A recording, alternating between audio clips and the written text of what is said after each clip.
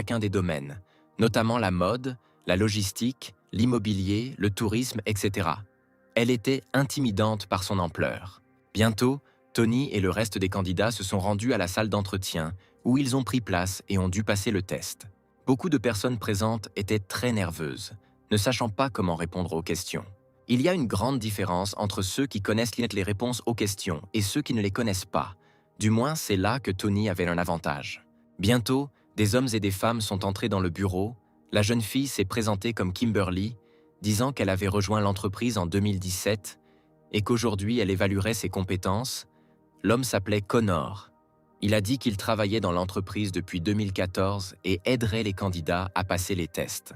Il savait que certains candidats venaient de loin et ont donc demandé si quelqu'un avait rencontré des inconvénients sur le chemin de l'entretien. Puis une des candidates a levé la main. Elle a voulu demander quelque chose. Elle a dit qu'elle venait de loin, puis a ajouté que dans de nombreuses entreprises, tous les frais de déplacement sont pris en charge par l'employeur. Elle aimerait donc savoir si leur entreprise paie le voyage. Tony ne pensait pas qu'aucune entreprise ne voudrait embaucher un candidat avec une telle attitude. L'instant d'après, le système les a informés que la jeune fille, qui était une employée potentielle, avait été éliminée. Il s'est alors rendu compte qu'il devait continuer à écrire les résultats, mais il s'est demandé que le test comportait 200 questions, et il s'est demandé s'il devait tout résoudre ou s'il devait faire quelques erreurs. Une demi-heure a été allouée pour 200 questions. Et bientôt, Tony s'est rendu compte qu'il lui restait 1 minute. Il a décidé qu'il n'était pas obligé de faire tout le test. Il ne savait pas qui lui avait donné cette capacité. Mais il a décidé que c'est un péché de ne pas l'utiliser. Il doit faire tout ce qui est en son pouvoir. L'essai terminé, il s'est rendu dans l'un des établissements pour rencontrer ses collègues du chantier. Puis Stephen lui a demandé pourquoi il n'était pas venu travailler hier. Comme Tony ne manquait jamais une journée de travail, Stephen supposait qu'il avait une petite amie. Alors, il lui suggéra de l'emmener dans un endroit décent. Tony s'est excusé et s'est dit que s'il disait qu'il s'était rendu à un entretien avec une grande entreprise, il serait considéré comme un rat. Stephen a ri en disant qu'il n'était qu'un jeune homme. Puis a ajouté qu'il comprenait maintenant où il dépensait tout son argent gagné. Tony n'a pas pensé au fait qu'il est devenu très amical avec le contremaître et les autres, et sans son dos, il aurait continué à travailler là-bas. À ce moment-là, un écran bleu est apparu à nouveau devant lui. Le système lui a recommandé de se préparer à l'issue de l'entretien. Le système disait qu'il y avait une particularité de la tâche liée à l'entretien. La tâche générale l'obligeait à préparer l'entretien final. Un entretien l'attendait, au cours duquel il devrait répondre aux questions du réalisateur. Tony était un peu en colère. Il ne pouvait pas croire que le système l'invitait à rencontrer le directeur lui-même. Mais la punition pour ne pas s'être présenté était un changement de chantier de construction. Stephen a été distrait de son dîner par le son de son téléphone portable. Il s'est avéré que son patron, Kevin, l'a appelé. Il lui a demandé d'organiser une rencontre pour lui et Tony. Stephen a dit qu'il lui enverrait un gars immédiatement. Il se tourna alors vers Tony, lui disant que le patron voulait lui parler. Il sourit en demandant ce qui n'allait pas, Tony n'ayant pas l'air surpris du tout. Tony soupira, disant que son patron le payait, donc ça ne servait à rien de l'éviter. Puis il a quitté l'établissement, réalisant qu'il devait aller de l'avant et parler au patron. Bientôt, Tony arriva sur le chantier. L'ambiance entre lui et Kevin était assez tendue. L'homme a alors dit qu'il avait fait de son mieux, et c'est pourquoi demain, Tony travaillera comme charpentier pour le contremaître principal. Le héros lui demanda pourquoi il avait pris une décision si soudaine. Puis Kevin a crié, lui demandant où il pourrait trouver quelqu'un comme Tony. Il lui a demandé ce qu'il ferait sans le menuisier. Puis le héros a répondu que tout lui allait bien. Kevin a dit qu'il trouverait quelqu'un qui pourrait peindre les murs, mais trouver un menuisier n'était pas si facile. Il ne pouvait pas perdre quelqu'un comme Tony. Le héros était très gêné par le fait que le patron lui criait dessus si longtemps qu'il était impossible de parler. À ce moment-là, le système l'a informé qu'il avait une quête secondaire ouverte, qu'il devait écouter l'histoire du patron jusqu'au bout, puisque le patron le considère comme une bonne personne. Le héros n'était pas très content de cette tâche, mais il n'avait pas le choix. Il s'est tourné vers Kevin, lui demandant d'être un peu plus silencieux.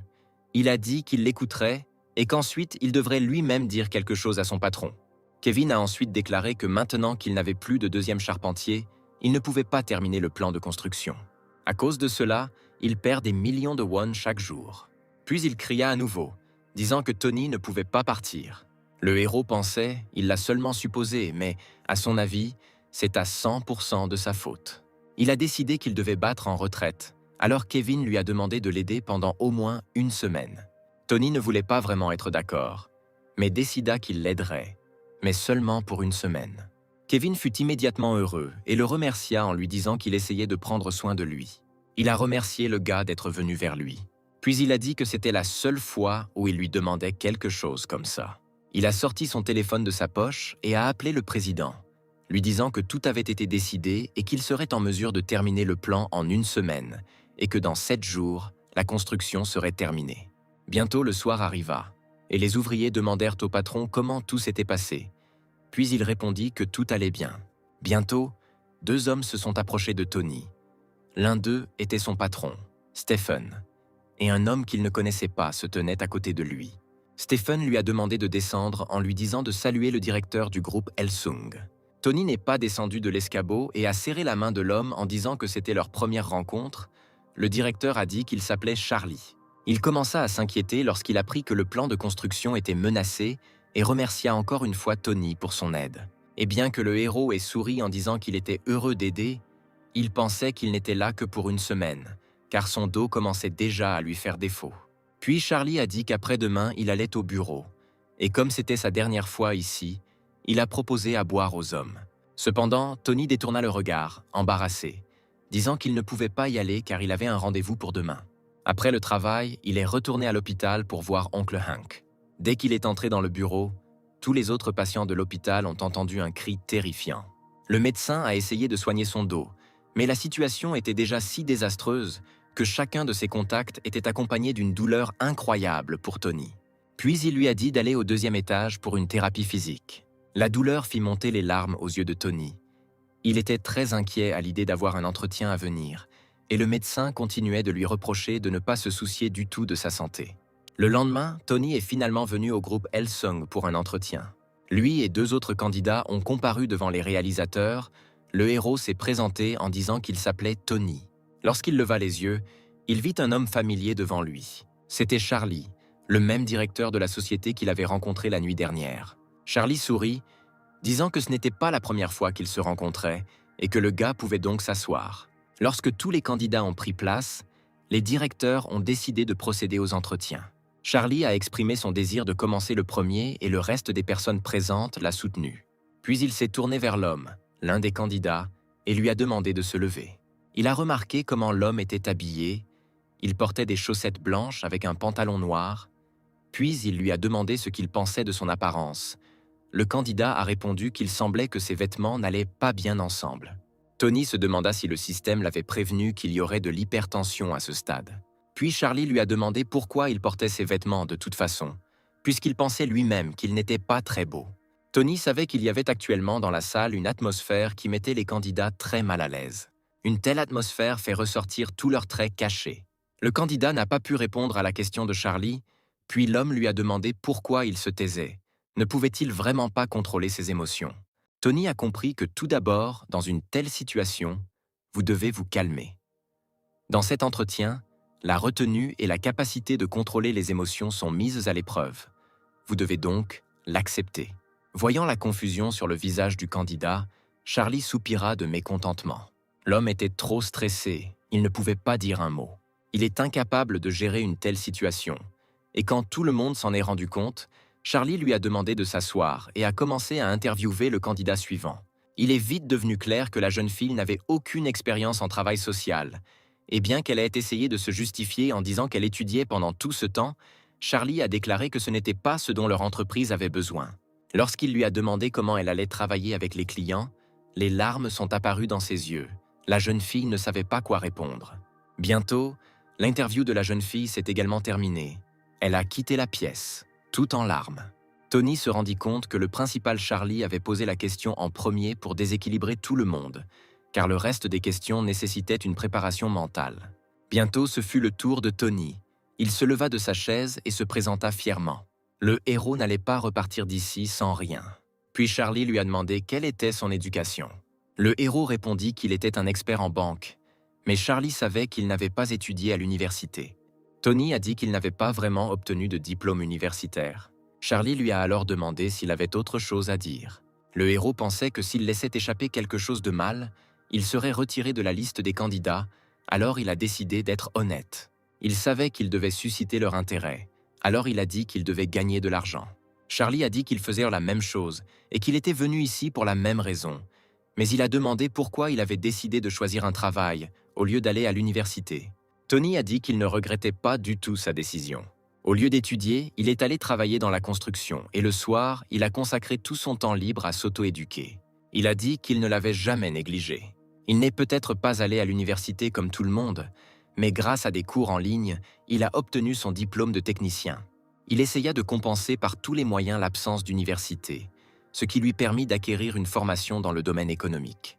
Charlie fut très surpris par cette réponse. Il s'est tourné vers ses collègues et a souri en disant que c'était merveilleux. Ainsi, sa partie de l'entretien était terminée et il a cédé la parole à ses collègues. L'homme a demandé au héros ce qu'il pouvait faire pour leur entreprise. Tony savait que c'était une question difficile pour la personne moyenne, mais il était prêt à y répondre. La raison pour laquelle il veut travailler ici est que le travail n'est pas trop stressant et que l'argent est suffisant. De cette façon, il pourra payer les factures d'hôpital de sa mère et n'aura pas à se soucier de ce qu'il mange ou de sa santé. Il sera libre. Il a ensuite déclaré que tant que cela ne contredisait pas les lois et les normes de la société, il était prêt à tout. L'homme lui a alors demandé pourquoi il avait posé de telles conditions. Tony a déclaré que sinon l'image et l'avenir de l'entreprise qui lui donne des commandes seraient détruits. Il soutient l'intégrité de l'entreprise et sa contribution au développement du pays. Ce n'est que si ces conditions sont remplies que le groupe Hellsung avancera dans la bonne direction conformément à ses objectifs. Le héros a compris que ce n'était pas une réponse parfaite. Il lui suffisait de les convaincre qu'il n'y avait pas de réponse parfaite, car cette interview avait pour but de voir comment les gens se comportent dans des situations stressantes. Ensuite, l'homme a décidé de lui poser la question suivante, lui demandant s'il avait une petite amie. Tony a dit qu'il n'avait pas de petite amie, et il se trouve qu'il n'y a pratiquement pas de femmes autour de lui. Il a dit que si un homme avait quelqu'un qui lui convenait, il serait alors heureux de rencontrer cette fille, ce dont Charlie a ri. Ensuite, il a rapporté que Tony avait fait un excellent travail lors de l'entretien. Il a déclaré que l'entretien était terminé et que tous les candidats pouvaient y aller. Bientôt, le soir arriva et Tony retourna sur le chantier. Stephen s'approcha de lui, surpris que le type soit venu ici. Il lui fit signe et lui dit qu'il avait beaucoup à faire dans la salle de contrôle aujourd'hui. Il remarqua que Tony avait l'air un peu étrange. Alors il lui demanda ce qui n'allait pas. Le héros voulait lui dire ce qui se passait réellement, mais à ce moment-là, leur conversation fut interrompue par un son étrange. Il s'est avéré que John a décidé de s'approcher d'eux, mais il a trébuché sur une poutre et est tombé. Le héros se demandait si John avait de nouveau des ennuis, mais il avait trop de travail à s'inquiéter. Puis Stephen a dit qu'ils dînaient ensemble aujourd'hui et a invité Tony à les accompagner. Cependant, le héros a dit qu'il aimerait parler au patron. Stephen, comme tout le monde, se demandait ce qu'il voulait dire à Tony. Puis le gars a dit qu'il terminait sa dernière semaine ici, ce qui a beaucoup surpris les hommes. À ce moment-là, le système lui a envoyé une nouvelle tâche. Il devait assister à la soirée et écouter des histoires. Il n'y avait ni récompense ni pénalité en cas de refus, ce qui était extrêmement surprenant pour les commandes du système. Puis Tony a demandé au patron ce qu'il y avait pour le dîner. Steven a souri, disant qu'aujourd'hui ils auraient de la soupe. Puis Tony a dit que si le patron lui donnait à manger du bœuf, il passerait du côté du patron. John et son partenaire étaient très heureux que Tony ait pris cette décision. De plus, il voulait également essayer la viande. Stephen essaya de paraître insatisfait, disant qu'il n'accepterait cela que parce que tout le monde le demandait. Bientôt, les hommes arrivèrent à l'établissement et décidèrent de boire une si bonne journée. Stephen a déclaré que cette semaine avait été très difficile. Dernièrement, les